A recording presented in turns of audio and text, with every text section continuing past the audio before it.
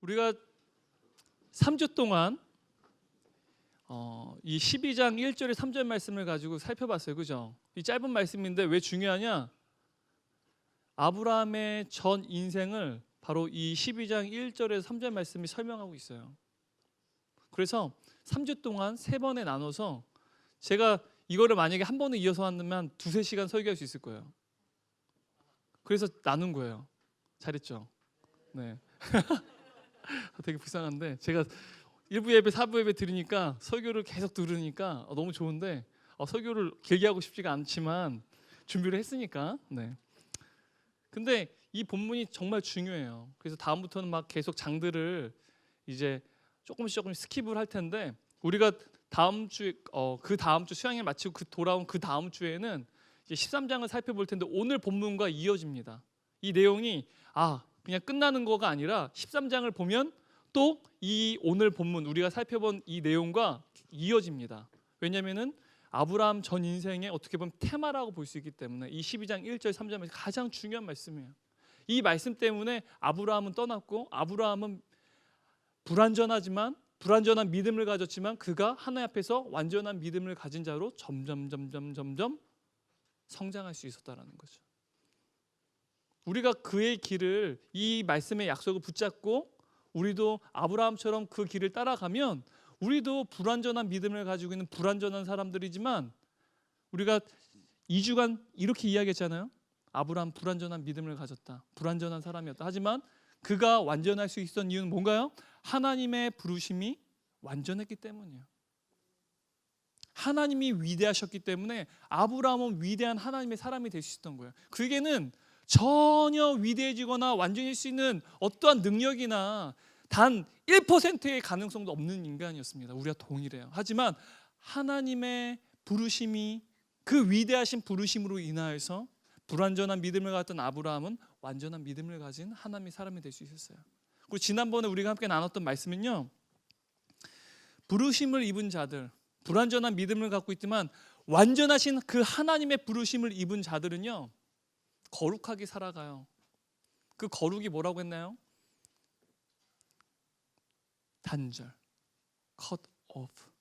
거룩이란 단어가 히브리어로 카도시인데 cut off라고 하는 의미를 갖고 있다고 지난번에 우리가 함께 살펴보았습니다. 그래서 인간의 편에서는 인간이 즐거워하고 매력적이고 아름다운 것들을 끊으래요. 그래서 하나님의 그 거룩의 성품은요 인간에게 있어서 굉장히 급진적입니다. 너무 급진적이에요. 왜? 우리가 수용할 수 없어요. 근데 하나님은 우리에게 거룩하라고 하시죠.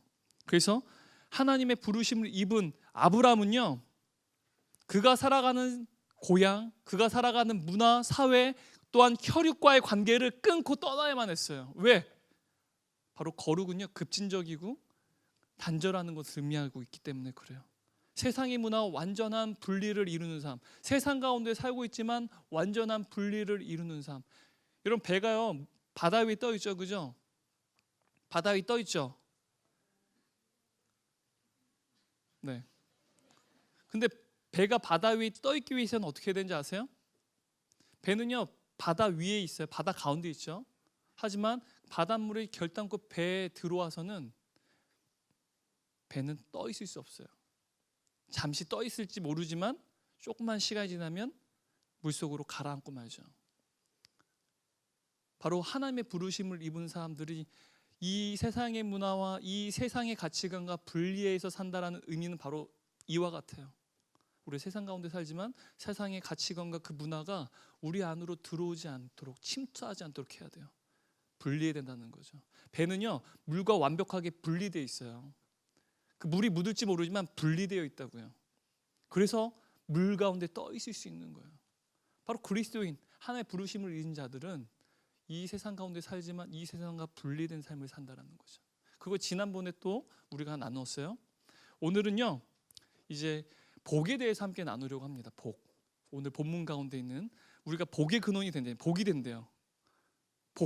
복길이 옛날에 전원일기 보면 복길이가 있었는데 저는 어렸을 때 여러분 복길이 전원일기 모르죠? 미안해요. 자 넘어갈게요. 자 여러분에게 질문 하나 드리도록 할게요. 네 질문은 빨리 넘어가자. 네 우리 예전에 우리 강아지는 복실이었는데 자 넘어갈게요. 자 네, 우리 집 강아지 복실이, 몽실이 막 그랬어요. 자, 현재 여러분에게 가장 중요한 것은 뭡니까, 여러분? 제가 여러분 질문 드릴게요. 여러분에게 가장 중요한 것이 무엇일까요? 여러분에게 가장 필요한 것이 뭘까요? 우리 대학생, 우리 1학년, 우리 세돌, 베델 어디 갔어요? 베델. 네, 베델 손 들어보세요. 베델. 와, 우 사랑하고 축복합니다. 사축. 네, 우리 베델 여러분에게 가장 필요하고 중요한 게 뭐예요? 여자 남자 이런 거 하면 죽을 줄 알아. 네. 네, 그거는 우리 더 급한 분들이 뒤에 계세요. 네. 농담이에요, 농담. 네. 다 정해진 주님의 짝이 있죠. 네. 두려워하지 마십시오. 네. 자, 약장수 같네. 자, 여러분에게 가장 중요하고 필요한 것이 무엇입니까, 여러분? 아마 취업을 준비하는 지체들한테는 좋은 직장에 취업하는 게 가장 중요하죠.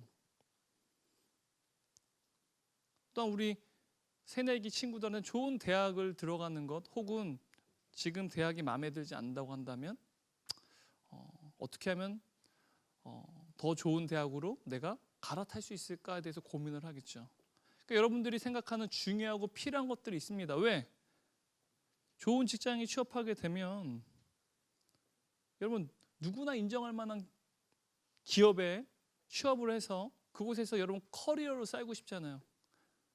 누구나 인정할 만한 그 능력을 갖추기를 원하잖아요. 그래서 여러분들 그 능력을 가지고 그 영향력을 끼치기 원하잖아요. 그래서 20대 젊은이들의 가장 중요한 키워드 중에 하나가 영향력이래요. 영향력. 저는 한 번도 영향력 끼치는 삶을 살고 싶었던 적이 없고 지금도 영향력 끼치는 삶 살고 싶지 않아요. 네. 저는 제 자신이 다른 누군가에게 무언가를 줄 수 있는 존재라고 생각해 본 적이 없어요. 저는 그냥 하나님과의 관계 속에서 내가 점점 성장하는 거에 좀 더 많은 관심이 있지, 내가 누군가한테 막 줄 수 있다, 그렇죠? 줄 수 있지만 내가 주는 그러한 위대한 존재가 될 수 있다라는 생각을 어렸을 때 단 한 번도 해본 적이 없어요. 근데 그런 분들 있잖아요. 근데 여러분들은 그런 생각을 가진대요. 그래서 되게 대단한 것 같아요. 저랑 생각이 달라. 스케일이 달라요. 저는 되게 좁잖아요. 근데 여러분 굉장히 넓어요. 여러분 그러한 커리어를 통해서 인정받고, 그래서 그 커리어를 통해서 영향력을 끼치고 싶어요. 그 커리어들 때문에 또 누군가가 여러분 때문에 예수를 믿고 복음을 전할 수 있으면 좋겠다라는 그런 생각을 여러분들을 갖는다라는 거죠. 근데 여러분 솔직하게 이야기해보세요. 결과적으로 여러분들이 그런 커리어와 좋은 직장 또는 좋은 여러 가지 연봉들을 갖추게 돼서 사실은 하나님을 드러내는 삶을 사는 게 아니라 여러분은 드러내고 싶은 삶을 살고 싶은 게 사실은 목적이잖아요. 결과적으로는 안정적이고 좀 더 평안한 삶을 사는 것 때문에 사실은 여러분이 중요하게 생각하는 필요한 것을 얻으려고 하잖아요. 그래서 그것을 얻지 못했을 때 여러분들 굉장히 실망하죠. 왜? 다른 누군가는 그것을 갖고 있으니까. 나는 그걸 갖지 못했는데 저 사람은 갖고 있으니까. 그래서 그것 때문에 절망하죠. 왜? 쟤는 그것을 가졌기 때문에 더 안정적이고 더 평안한 삶을 살 수 있을 거라고 생각해요. 더 성공적인 인생을 살 수 있을 거라고 생각을 한다라는 거죠.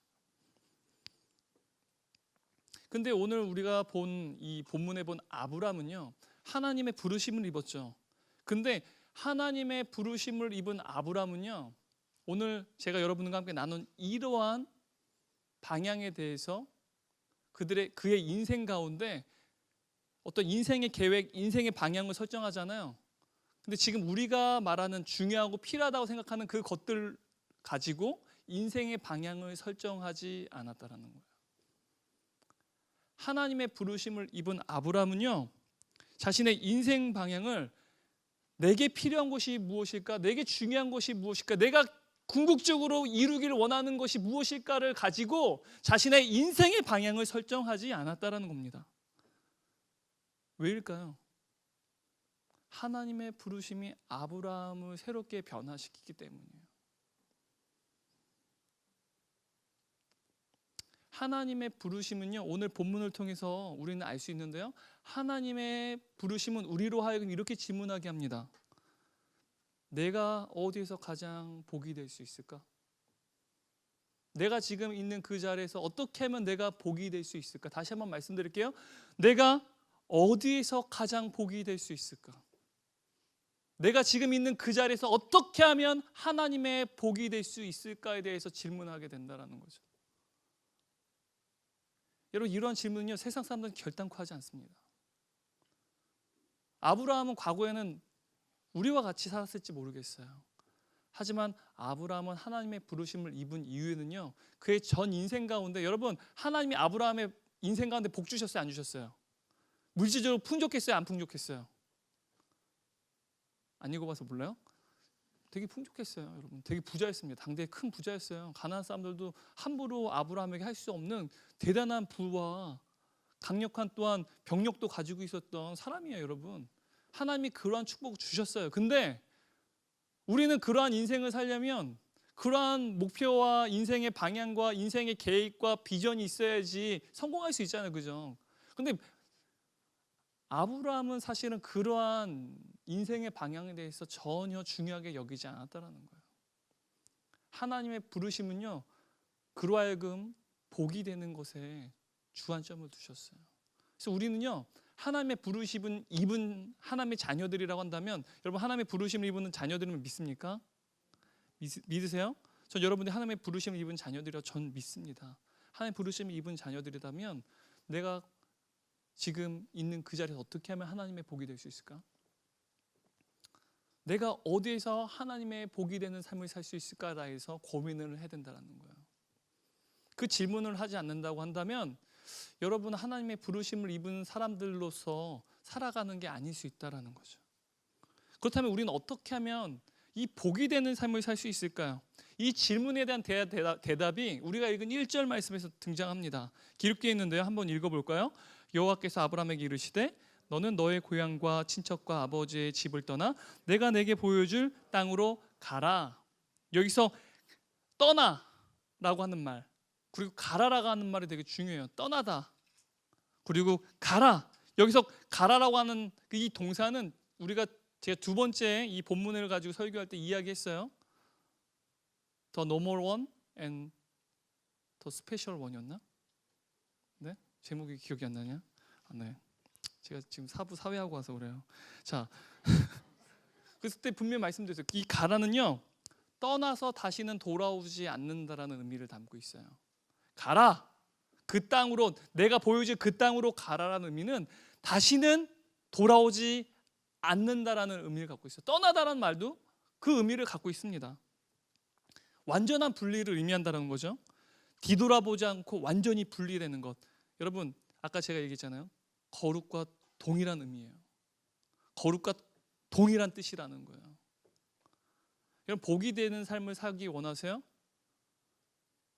거룩한 삶이 필요하다라는 거예요. 인간의 관점으로 볼 땐 굉장히 급진적입니다. 왜? 인간의 성품으로선 거룩을 이루려고 하는 마음 단 1%도 가질 수 없어요. 하나님의 성품이기 때문에 이건 어마어마한 겁니다. 근데 여러분들이 하나님의 부르심을 입은 자로서 나는 과연 어디에서, 그럼 지금 있는 그 자리에서 가정과 캠퍼스와 직장에서 내가 어떻게 하면 복이 될 수 있을까라고 하는 고민에 대해서 여러분들이 떠올리게 된다고 한다면, 여러분, 복이 되기 위해서는 반드시 거룩해야 된다는 거죠. 이 시대의 가치관과 이 시대의 문화와 이 세속주의적인 많은 하나님과 굉장히 어떻게 보면 반대되는, 하나님과 완전히 불순종하는 이러한 가치체계와 분리하는 거룩이 우리에게 요구된다는 거예요. 그때 여러분은요, 하나님의 복이 될 수 있다는 거예요. 그렇지 않는다고 한다면 결단코 여러분은 하나님의 복이 되는 삶을 살 수가 없어요. 그래서 하나님께서는요, 아브라함에게 이렇게 말씀하세요. 너는 떠나라. 그리고 내가 내게 보여줄 그 땅으로 가라. 그러면 내가 너를 축복할 것이다. 이건 여러분들에게 동일하게 주는 말씀이에요. 너희는 떠나라. 그리고 내가 보여줄 그 땅으로 가라. 그럼 내가 너희에게 복을 줄 것이다. 너희가 복이 되게 하겠다. 라고 하나님께서 아브라함에게 약속하셨던 것처럼 하나님의 부르심이 입은 오늘날의 우리들에게도 동일한 약속을 하고 계시다는 겁니다. 아멘? 네. 굉장히 별로 안 하고 싶은 것 같아서. 네. 그렇다고 한다면 여러분, 우리의 그 고향, 너의 고향과 그 본토 아비의 집을 떠난다라는 의미는 뭐를 의미하는 걸까요? 부모님, 그동안 감사합니다. 이젠 제가 본토 아비 집을 떠나 당신의 집을 이제 떠나겠습니다. 여러분, 그걸 의미하는 걸까요? 아무도 그렇게 생각하는 사람 없을 거예요, 그죠? 그죠? 여러분들은 지혜로우니까 절대 그렇게 생각하지 않을 것 같아요, 저는. 네. 이 말뜻은요, 구체적으로 말하면 안정적인 영역에서 그리고 편안한 영역에서 떠나라는 것을 의미합니다. 안정적인 영역, 그리고 우리가 편안하게 생각하고 있는 그 영역에서 떠나라는 거예요. 바로 익숙한 곳에 떠나라는 거예요. 근데 여러분, 오해하면 안 되는 게 아까 얘기했죠. 부모님을 떠나는 게 아니라고. 이 말은요, 공간적인 영역을 의미할 때도 있긴 하지만 공간적인 영역만을 의미하는 게 아닙니다. 이 말뜻은요, 문화적, 종교적 의미도 포함하고 있습니다. 여러분이 익숙하게 생각한 이 세상의 문화. 여러분, 전에 우리가 연애 학교 강의했었잖아요. 더 세크리드 서치라고 해서 거룩한 탐색, 그죠? 우리 하나님의 사람, 하나님의 남자, 하나님의 여자를 보기 위해 거룩하게 탐색해야 되잖아요. 탐색전을 하는 거에서 함께 나눴을 때 우리가 이야기 나눴겠지만 많은 오늘날의 젊은이들이 혼전 순결에 대해서 긍정적으로 생각할까요? 부정적으로 생각할까요? 여러분, 긍정적으로 생각하지 않습니다. 과거에는 그래도 믿지 않는 사람도 저희 세대 때는 그래도 긍정적으로 생각했어요. 제 별명이요, 고등학교 때까지 제 별명 뭐인 줄 아세요? 천연기념물이었습니다. 정말이에요, 진심으로. 웃겨? 진짜요. 믿어주세요. 정말 저는 천연기념물이었습니다. 네, 천연기념물이었어요. 네, 이렇게 얘기해야 돼, 진짜? 네, 정말이에요, 여러분. 목사를 못 믿어요? 제가 거짓말하겠어요? 네, 정말 천연기념물이 되고 싶어서 노력한 적은 없었지만 적어도 목사 아들이라는 사실을 전 교생이 다 알아요, 저를. 그래서 목사 아들답게 살려고 많이 애썼어요. 진짜로. 가랑이가 찢어진 줄 알았습니다, 진짜. 저는 정말 관심 많은데 관심이 없는 척 하느라고, 연기하느라고 얼마나 힘들었는지 몰라요. 근데 과거에는 혼전 순결 지키는 게, 야, 저 정말 너 천연기념물이다. 얘는 우리가 국가가 나서서 보호해줘야 돼. 그래서 제 친구들이요. 요한이는 보호해줘야 돼. 진짜. 야, 하지 마. 포르노 잡지 주지 마. 그만해. 우리 요한이는 진짜 보호해줘야 돼. 우리가 나서서 보호해줘야 돼. 그래서 진짜 제 친구들이요. 아, 진짜 안 믿네. 진짜예요, 여러분. 나중에 하늘나라 가서 보세요, 한번, 여러분. 요한 목사님 중학교 2학년 때 그 시절 다시 한번 보여주세요, 하나님. 그러면 딱 보여줄 거예요, 진짜. 국가가 나서 보여준다고 그랬어요, 여러분. 진짜요. 네, 진짜 안 믿네. 자, 근데 과거에는 그렇게 긍정적이었는데 오늘날은 어때요?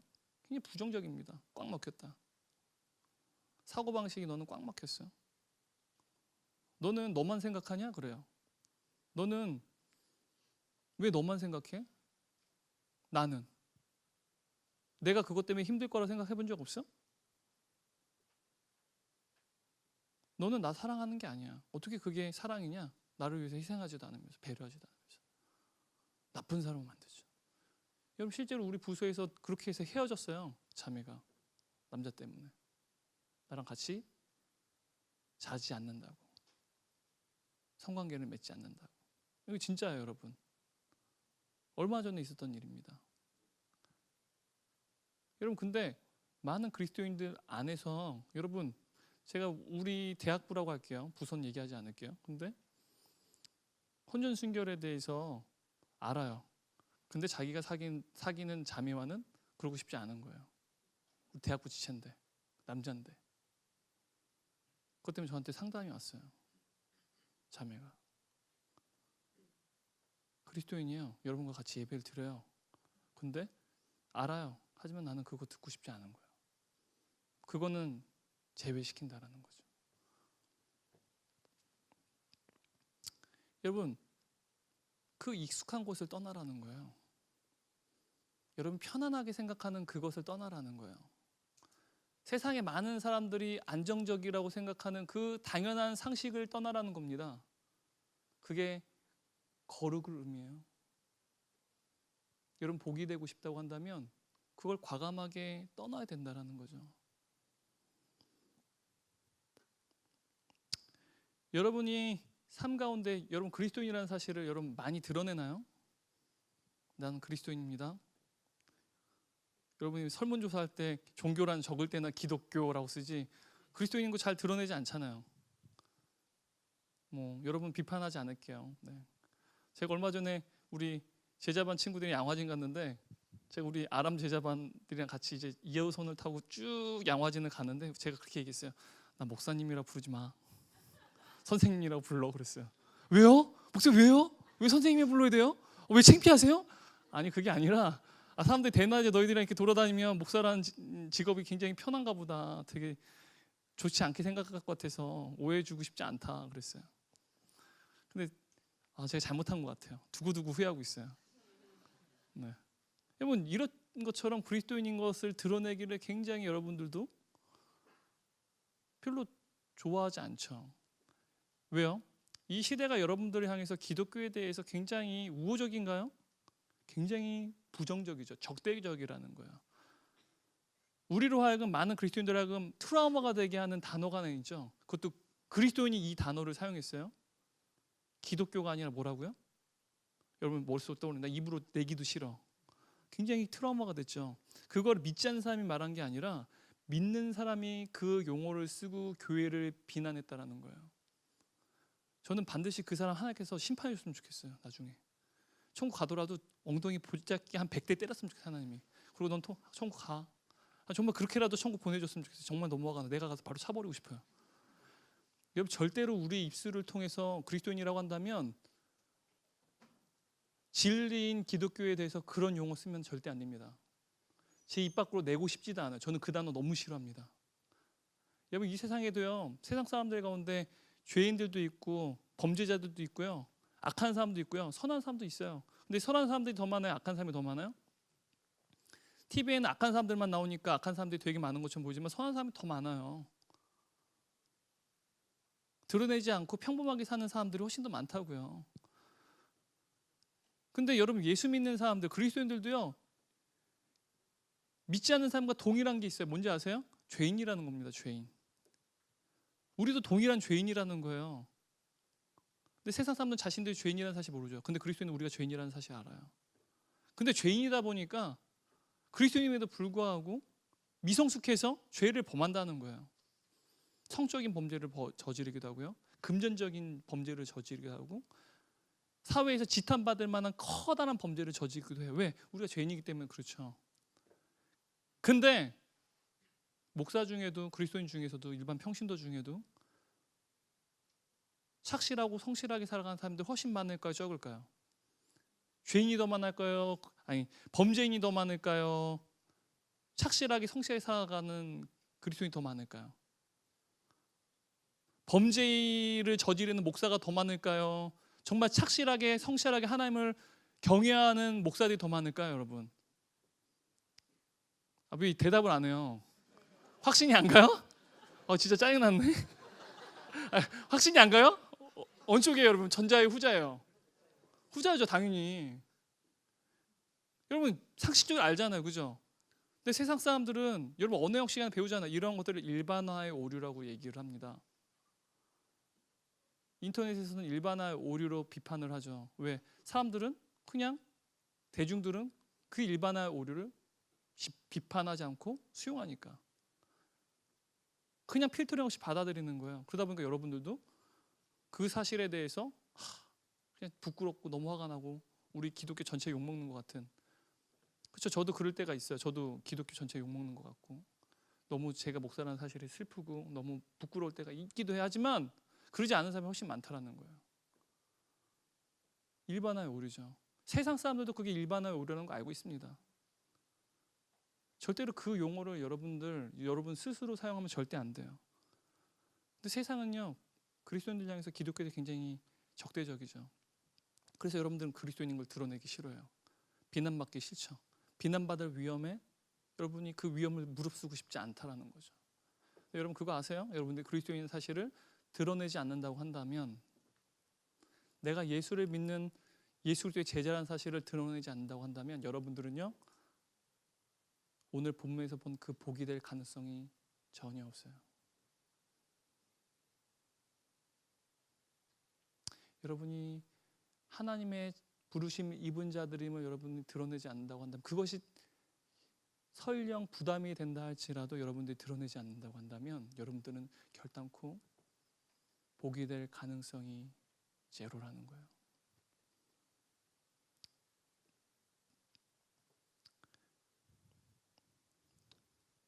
여러분들은 다른 사람들을 복을 줄 수 있는 하나님의 사람들로서의 그 역할을 감당할 수 없다는 거죠. 우리가 지난번에 우리가 계속해서 이 본문을 살펴볼 때 아브라함은요, 성경을 볼 때 그의 가족을 대적해야만 했어요. 우상을 숭배하는 그의 가족을 대적해야 됐어요. 그의 고향을 등져야 됐습니다. 그리고 그는요, 우상을 숭배한, 달을 숭배하는 그 자신이 소속된 사회와 반목해야만 했어요. 그리고 그는요, 자신의 둘러싼 그 우상 숭배를 하는, 오직 인간의 탐욕과 인간의 욕망을 채우는 곳에 모든 것이 혈안이 되고 집중되는 그 문화와 그 문화를 저항해야만 했다는 거죠. 아브라함은요, 그를 둘러싼 사회와 문화와 가치 체계로부터 순응해야 하는 것이 아니라 저항해야만 했다는 거예요. 우리는 세상 속에서 불의에 대해서만 저항하려고 하죠. 근데 여러분, 거룩을 위해서 여러분 저항하려고 합니까? 거룩 때문에 분노합니까?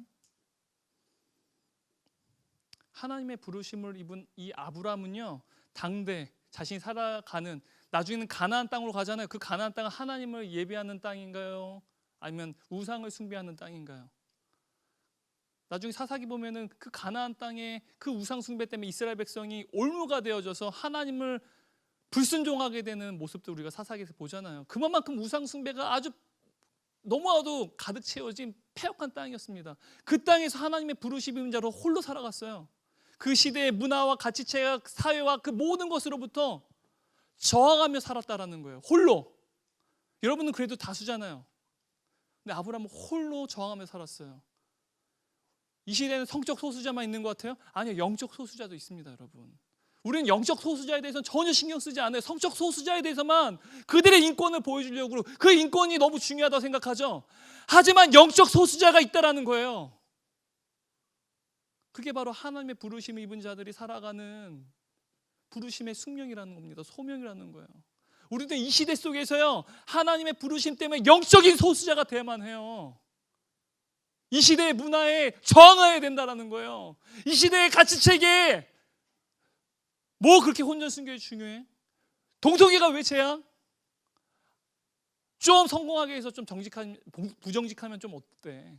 좀 남의 거 베끼면 어떻게? 남의 거 좀 갈취하면 어때? 아니요. 하나님 부르심이 있는 자들은 그것을 끊어야 된다는 거죠. 왜요? 우리는, 많은 사람들은 그게 괜찮다고 할지 몰라요. 하지만 우리는 이 시대의 영적 소수자라는 겁니다. 하나님의 부르심을 입은.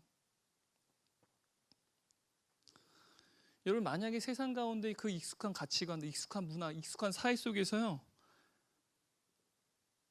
그 사회 속에 있는 그 문화 가운데 여러분들이 그대로 전혀 저항 없이, 전혀 불편 없이 수용한다고 한다면, 그래서 그곳에 머문다고 한다면 여러분 안에 어떠한 신앙인으로서, 그리스도인으로서 어떠한 갈등이나 내적인 문제들이 발생하지 않을 겁니다. 왜요? 세상 사람들이니까.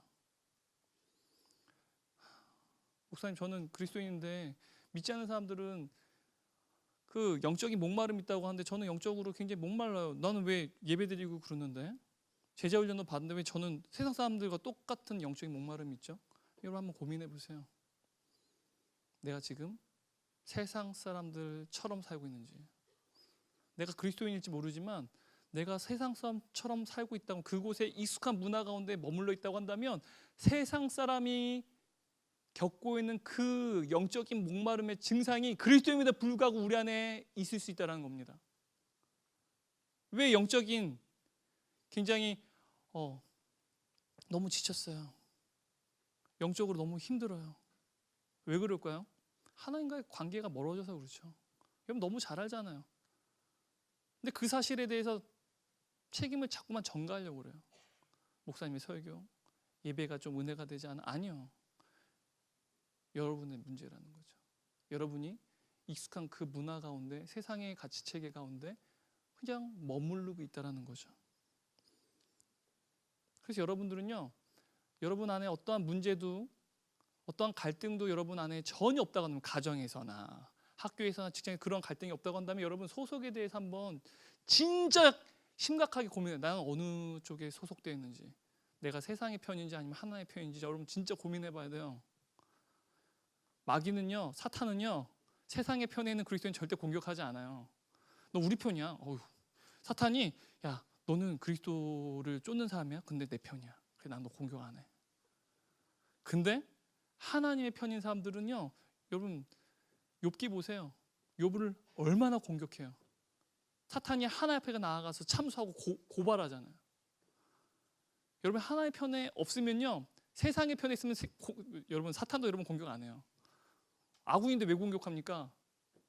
아군끼리 공격하는 거 봤어요? 총 싸우고 뭐 총 쏘고 칼 싸우고 그런 거 본 적 있으세요? 아니요.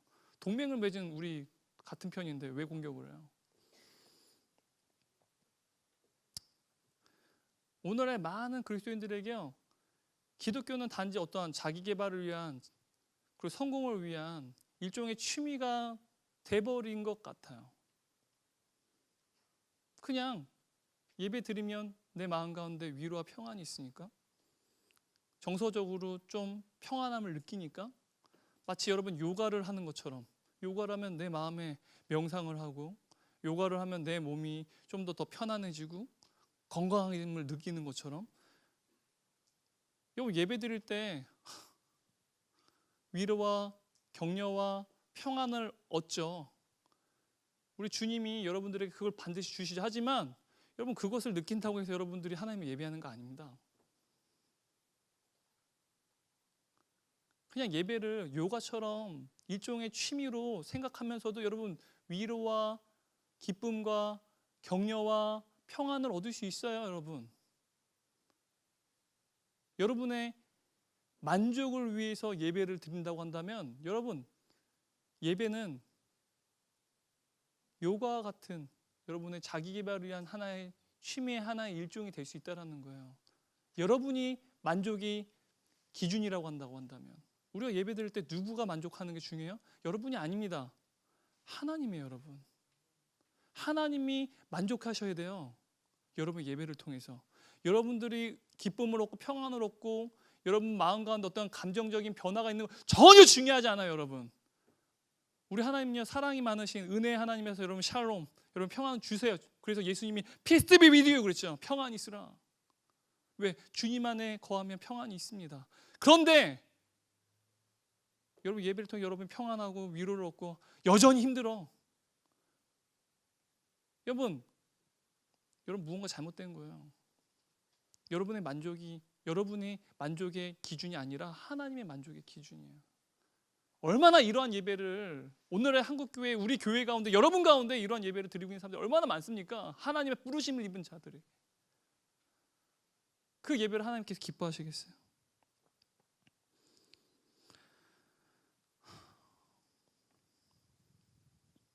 그리스도인은요, 궁극적으로 하나님께 충성을 드리는 사람들입니다. 여러분 자신에게 충성을 하는 사람이 아니에요.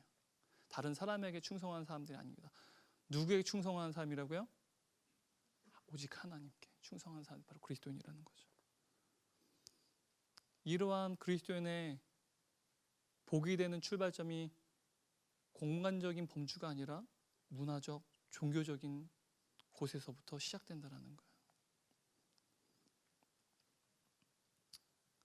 그리스도인은요, 세상 가운데 살지만 세상의 가치체계의 지배를 받지 않습니다. 하나님의 통치를 받아요. 하나님의 말씀이 우리의 삶의 기준이 됩니다. 이게 바로 하나님의 부르심 입은 자들의 새로운 삶의 방식이에요. 아브라함이 그랬습니다. 가나안 땅에 살았지만 그는 세상의 문화, 가나안 땅의 문화, 가나안 땅의 종교, 가나안 사람들이 상식적으로 모두가 수용하는 그 문화에 대해서 단절했어요. 오직 하나님의 통치만 받았어요. 하나님이 가라고 하면 하나님이 가라고 하면 가고, 하나님 멈추라고 하면 멈추고, 하나님 말씀이 기준이 되어져서요, 그는 하나님의 부르심 입은 자로 살았다라는 거예요. 그래서 그는요, 복을 줄 수 있는 존재가 됐다라는 거죠. 미라슬러브 볼프라고 하는 학자가 있습니다. 예일대학교 교수인데요, 이분이 아브라함의 부르심에 대해서 이렇게 말했어요. 그의 직계 가족이 유대와 그의 문화를 깨뜨리고 그의 조상이 맹세하고 그의 모든 동족과 모든 문화가 충성한 신들을 내버리는 용기가 바로 아브라함의 혁명이었다. 근데 이 하나님의 부르심을 입은 자들에게 주시는 그 하나님의 약속이 있어요. 근데 이 하나님의 약속에는요, 딜레마가 있다라는 거예요. 여러분, 거룩을 이루는 삶을 살기로 결심했어요. 이 시대의 문화와 가치 체계를 단절하고 저항하는 영적인 소수자가 되기로 애썼어요. 근데 여전히 딜레마가 있다는 거죠. 어떤 딜레마냐면, 하나님께서는 아브라함에게 약속하셨어요. 너로 하여금 새로운 민족을 이루고 새로운 나라를 이루고 새로운 문화를 만들 것이다. 그리고 그 땅을 내가 너에게 주겠다라고 하나님께서 약속하셨어요. 여러분, 약속하셨죠, 그죠? 약속하셨잖아요. 이렇게 다 죽었어? 네, 빨리 끝낼게요. 미안해요. 자, 되게 힘드네. 정말 설교하기도 힘들고 다 힘드네. 자, 근데 여러분, 딜레마가 뭡니까? 아브라함의 전 일생 가운데 이 하나님의 약속이 성취됐나요? 성취되지 않았나요? 하나도 성취되지 않았어요. 민족을 이루거나 그 땅을 갖게 되지 않았다는 거예요. 여러분, 인간의 관점 보면요, 그는요, 아무것도 이루지 못한 인생이에요. 여러분, 진짜로 정말 불행한 인간입니다. 영적인 소수자로요, 혼자 가나안 땅에서 왕따처럼 살았어요. 많은 사람들이요, 동일하게 모두가 수용하고 서로가 인정하는 그 문화를요, 다 부정하고요, 혼자 가족끼리 그 사람 혼자 다른 것을 믿고 다른 것에 순종하고 다른 것에 의해서 살아가는 삶을 살았다라는 거예요. 평생 외톨이처럼 아웃사이더처럼 소수자로 살았다라는 거예요. 네. 근데 여러분, 하나님의 부르심 입은 자들은요, 이러한 소수자의 삶을 살아가는 소명이 있다라는 거예요. 여러분, 인간의 관점으로는요, 우리의 인생은요, 굉장히 불행할 수 있어요. 여러분 정말 불행할 수 있어요. 그래서 너무 일일비하지 마세요. 취업 안 됐어. 정말 고시 준비했는데 안 됐어. 떨어졌어. 가슴 아프죠. 근데 일일비하지 마세요. 왜요? 하나님은 선하시기 때문에 그래요. 내가 가장 중요하다고 생각하는 그게요, 사실은 하나님의 뜻이 아닐 수 있어요. 근데 내가 가장 중요하다고 생각하는 그것이요, 이루어졌다 하더라도 그게 꼭 하나님의 뜻이라고 말할 수 없다라는 거예요. 그래서 일일비하지 마세요. 내 기도가 응답됐을 때 더 하나님을 더 붙잡아야 돼요. 내가 정말 하나님의 뜻 가운데 있는지. 일일비하지 마세요. 저는 정말 일일비하지 않습니다. 막 되게 기뻐하고 되게 힘들어하고 그게 없어요. 사실은 정말 그래요. 제가 성경적이다 그런 게 아니라요, 저 성격이 좀 그래요. 막 되게 기뻐하고 너무 좋아 이런 경우가 별로 없어요. 어렸을 때밖에는. 근데 우리 아들 막 너무 좋으면 너무 좋다 막 난리쳐요. 그래서 너무 예뻐요. 저랑 달라서. 우리 아들은 굉장히 애교도 많아요. 저는 애교가 이것도 없어요. 저희 부모님한테 이런 거 없어요. 전 애교 같은 거. 네. 저는요, 초등학교 한 3학년 4학년 때 이후로는 생일 파티를 안 받았어요. 되게 싫어요. 낯간지럽고. 농담 아니고 지금도 생일 파티 전 안 해요. 잘 집에서. 왜? 생일 케이크 사놓고 후 보는 거 되게 유치하고 싫어요. 저는. 네.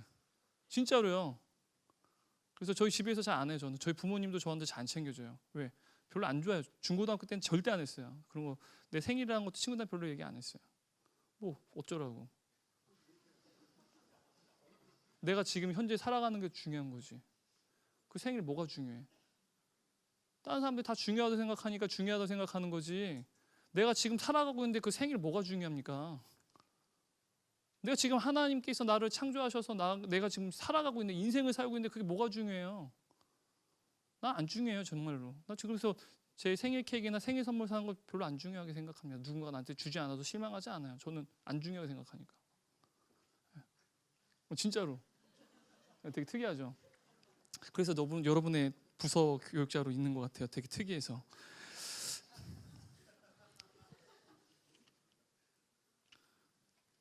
근데 여러분, 우리가 하나님의 부르심 입었을 때 우리 안에 딜레마가 있죠. 내가 하나님의 부르심 입은 자로서 이 땅 가운데 복이 되고 싶어요. 이 시대의 대안이 되고 싶어요. 내가 영적인 소수자로서 거룩을 지킬 때 내 직장의 문화를 바꾸고 싶고요. 우리 가정의 그 문화를 바꾸고 싶고요. 믿지 않는 사람들의 그 생각들을 하나님이 얼마나 위대하신지를 바꾸고 싶어요. 무언가 대안을 주는 삶을 살고 싶어요. 그래서 우리는 절망하죠. 왜? 여러분의 세대는 영향력을 굉장히 중요하게 생각하니까. 그래서 조금 막 나가서 막 노방전도도 하고 막 열심히 하는데 전혀 무언가가 이루어지거나 붐이 일어나지 않을 때 여러분 금방 좌절하죠. 그죠? 붐이 막 일어나면은 여러분 굉장히 좋아할 텐데 붐이 일어나지 않으면 금방 식어버리죠. 근데 이게 바로 부르심을 입은 아브라함의 삶을 살아갈 때 갖는 딜레마라는 거예요. 아브라함은요, 인간적으로 봤을 때 그의 인생은요 아무것도 이루지 못한 인생이에요. 하나님의 부르심은 입었지만, 그래서 하나님의 명령에 순종해서 떠났지만 그는요 목적지에 도착하지 못했어요. 가나안 땅에 도착했죠. 하지만 그 가나안 땅이 자기 땅이 됐나요? 하나님이 그에게 그 가나안 땅을 주셨나요? 그로 하여금 큰 민족을 이루게 하셨나요? 그로 하여금 많은 사람들이 복을 얻게 됐나요? 아니요. 이런 딜레마가 우리에게도 동일하게 있다라는 거죠.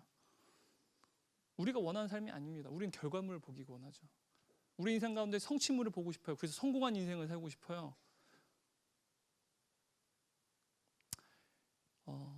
여러분, 팀 켈러가 쓴 이 일과 영성이라는 책 보면요, 앞 페이지 서문에 자신이 쓴 하나의 그분이 쓴 글 중에 이 JR 톨킨 이 쓴 하나의 이야기가 있습니다. 니글의 이파리라고 하는 이야기인데, 이 JR 톨킨이 쓴 글입니다. 이 JR 톨킨은요 생전에 굉장히 완벽주의자였대요. C.S. 루이스가 굉장히 친한 친구였고 그리스도인이었는데, 그가 반지장을 쓴 거 보면 여러분 알잖아요. 이 사람이 반지장을 쓰기 위해서 얼마나 많은 신화와 각가지 언어와 각각의 세계관과 얼마나 많은 자료들을 축적했는지 몰라요. 이 반지장의 세계관과 각각의 어떠한 민족과 또한 각각의 여러한 시대적인 상황들을 만들어내기 위해서 얼마나 많은 방대한 자료를 조사하고 그것을 정리했는지 몰라요. 그게 너무 방대하다 보니까 그가 살아생전에 이 반지장이라는 책을 완성하지 못할까 봐 두려워했대요. 그래서 불안에 떨었대요. 근데 어느 날 한 출판사에서 한 글을 청탁받았는데 그때 쓴 글이 이 니글의 이파리라고 하는 글입니다. 이 니글은요 화가입니다. 그가 그리고 싶은 하나의 어마어마하고 멋있는 그림이 있었어요. 그는요 이파리, 아주 화려한 그 이파리로부터 시작해서 아주 아름다운 커다란 나무를 그리고자 하는 명확한 청사진을 갖고 있었어요. 그래서 그 그림을 그리려고 했어요. 근데 진척이 잘 나가지 않는 거예요. 진도가 나가지 않는 겁니다. 그 사람이 너무나도 디테일하게 이파리를 그리는데 시간을 할애하다 보니까 진도가 나가지 않아요. 이파리들만 그리느라 막 나가지 않습니다. 근데 또 이 글은 너무 착한 사람이에요. 그래서 이웃 사람들이 도움을 청하거나 그러면 그 도움에 대해서 돌아주느라고 너무 정신없고 바빠가지고 정작 그림을 그리지 못하는 거예요. 그리고 어느 날 죽음의 사자가 그에게 왔어요. 그는 자신의 그림을 완성하지 못하고 천국에 갔어요. 근데 이 글이 천국에 가서 깜짝 놀랐습니다. 왜요? 자신의 머릿속에 담았던 그 그림이 천국에 있는 거예요. 자신이 그렸던 그 이파리서부터 어마어마한 그림들, 그 나무가 그려져 있는 그 그림이 천국에 있었어요. 근데 세상 속에서는요, 박물관에 그의 그림이 매달려 있을 때 아무도 그의 그림 보지 않았어요. 왜? 나무를 그리려고 했지만 그냥 이파리밖에 없었기 때문에 사람들은 전혀 관심이 없었어요. 여러분, 하나님의 부르심을 우리가 입었죠. 이 땅 가운데 복을 이루는 삶을 살고 싶어요. 대안이 되고 싶어요. 아브라함의 딜레마가 우리에게도 있다라는 거죠. 근데 여러분이 이러한 딜레마 가운데 있을 때 예수님을 묵상했으면 좋겠어요. 저는 하나님의 구원 방식을 묵상할 때마다 딜레마에 빠집니다, 여러분. 왜 하나님께서 그 살아계신 그 하나님이 왜 인간의 죄를 해결하기 위해서 인간의 몸으로 이 땅에 오셔야만 했는가? 인간의 몸에서 태어나셔야만 했는가? 그리고 왜 십자가를 지고 그분이 죽으심을 당하고 왜 그분이 영광스러운 하나님이심에도 불구하고 자신의 그 무능력함을 드러내면서 십자가에 죽으셔야만 했을까? 저는 하나님의 구원 방식에 대해서 딜레마에 빠져요. 하나님은 위대하시고 전능하시니까 더 위대한 방법으로 구원을 이룰 수 있을 텐데, 우리를 구원해 주실 수 있는데 왜 그런 방식을 사용하셨을까라고 하는 질문이 있어요. 왜 그런 형편없는 방식으로 구원을 이루셨을까? 저 하나님의 구원의 방식에 대해서 묵상할 때마다 딜레마에 빠집니다. 여러분, 인간적인 관점에 봤을 때 예수님의 삶은요, 아무것도 이루지 못한 삶이었어요. 그가 십자가에 죽었고 부활했죠. 그분이 부활했을 때 예수님이 살아계신 하나님의 아들이심을, 그분의 부활하심을 보고 믿고 증리된 사람들이 500여 명밖에 안 됐습니다. 그분이 부활하셨는데도요, 그분이 죽음으로부터 살아나셨다는 사실을 눈으로 직접 목격한 사람이 500여 명밖에 안 됐다라는 거예요. 그게 무슨 성공입니까, 여러분? 그게 무슨 로마 제국과 이 전 세계 가운데 복이 될 수 있는 구원의 사역이 될 수 있냐라는 거예요. 근데 제가 묵상하다 보니까 한 가지를 알게 됐어요. 예수님이 십자가의 그러한 방식으로 하나님이 구원을 이루신 이유는요, 우리를 위해서였어요. 우리를 위해서. 왜 우리를 위해서냐? 예수님의 죽으심은요, 우리가 주님의 그 부르심을 입은 자들로서 이 땅에서 복의 근원이 되는 것에 대한 모범을 보여주신 겁니다. 단 한 명, 영적 소수자죠. 다른 누군가에게 복을 주는 삶을 살아요. 심지어 자신의 생명까지 내어 바치죠.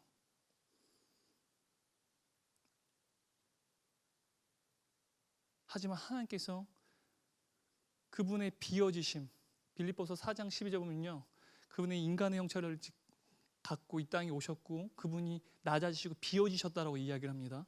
비워지셨다라고 얘기해요. 우리에게 복을 주기 위해서 비워지셨죠. 여러분, 누군가에게 여러분 복을 주기 위해서 여러분들이 비워져야 돼요. 누군가에게 채워주기 위해서 여러분 비워줘야 된다는 거죠. 그런데 여러분이 누군가의 삶을 채워주잖아요. 그때 하나님이 여러분의 삶을 채워주세요. 단 500명일지 모르지만, 예수님의 부활의 사건의 증인은 500명일지 모르지만, 하나님의 구원의 그 역사는요, 끊임없이 전진적으로 계속해서 확장됐습니다. 얼마나 많은 하나님의 그 예수 그리스도의 십자가의 그 죽으심의 열매로 해서 얼마나 많은 사람들이 하나님의 자녀가 됐나요? 오늘날 우리까지 포함해서.